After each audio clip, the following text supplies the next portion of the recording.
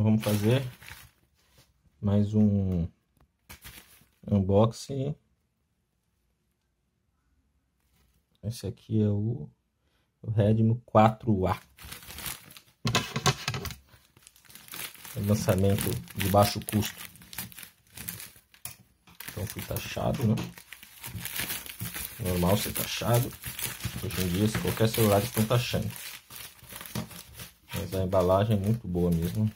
Não tem como ter nenhuma trepidação, não estraga. Se não for assim, olha o tamanho da embalagem, que beleza. Caixinha bonitinha, hein? Também película de vidro. Aqui veio também a capinha dele. Vamos ver.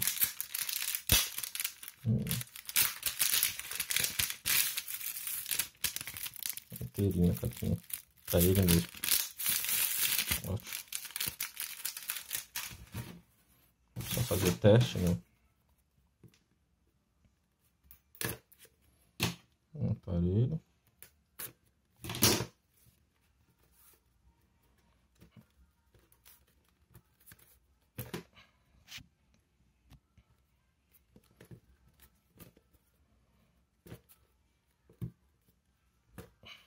Bem firme aqui. Opa.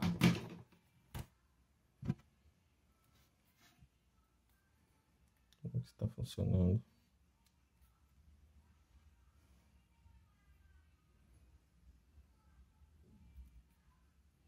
Bonitinho, viu?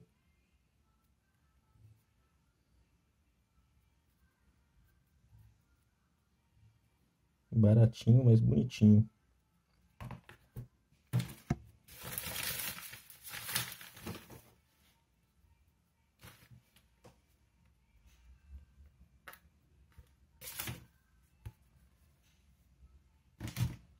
Ligou. Carregador. Entrada USB.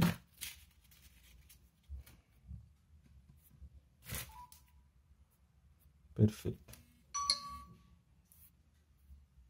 Ótimo. Vamos ver aqui. 2 GB, né? Ótimo.